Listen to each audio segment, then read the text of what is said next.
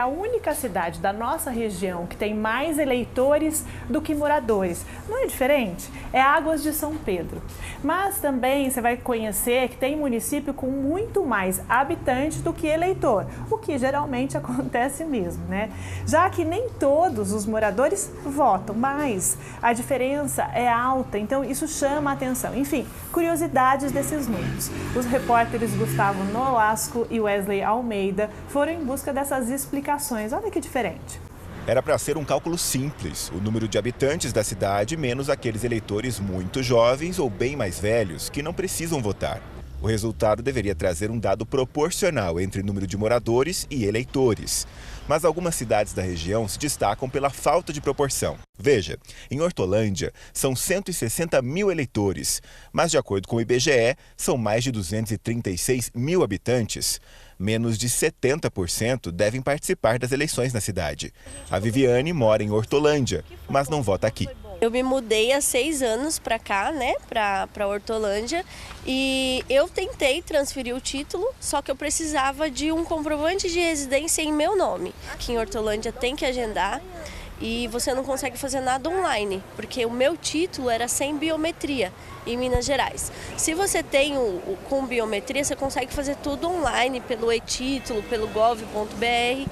E aqui eu não consegui porque eu não tinha biometria cadastrada. Eu fui em uma escola mais próxima, justifiquei e esse ano vai ser novamente. Ainda mais curioso é quando o inverso acontece. Estamos em Águas de São Pedro, uma das menores cidades do Brasil. E por aqui sobram eleitores. São mais de 4 mil, só que o município tem 2.780 habitantes. Ou seja, Águas de São Pedro tem 54% mais eleitores do que moradores. Augusto é engenheiro agrônomo de Águas de São Pedro, mas há 1 ano mora em Piracicaba. Emprego não digo que é aqui, hoje, porém, trabalhei a vida toda lá, estudei lá, fui criado lá, minha família toda de lá. Então eu utilizo aqui só para repousar, para não voltar lá. Como eu viajo muito, tem dia que eu chego aqui de noite, para não ter que pegar a estrada e ainda para lá, eu fico por aqui. Apesar disso, pretende voltar à cidade natal para participar das eleições. Creio nós que somos da cidade, queremos um bem maior, temos que participar, né? Mas o que explica tantas diferenças? A Egli é chefe de cartório eleitoral e tem as explicações.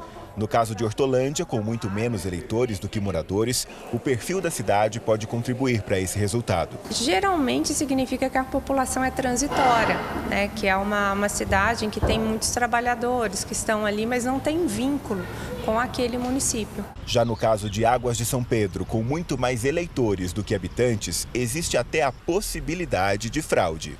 No caso de suspeita de fraude, a própria Corregedoria Geral, ela atua, né, através de revisão de eleitorado, de correção de eleitorado. Existem mecanismos para se promover, né, para se solucionar casos de fraude. Ela também orienta o eleitorado para a importância de observar os prazos da Justiça Eleitoral e não ficar de fora de nenhuma eleição. Todo ano eleitoral, a partir de maio, da primeira semana de maio, o cadastro eleitoral fecha para que a gente possa organizar, né, as eleições. E ele reabre apenas em novembro. Então, se alguém se encontrar nessa situação que gostaria de ter feito algo, mas não fez, deve procurar o cartório eleitoral a partir de novembro.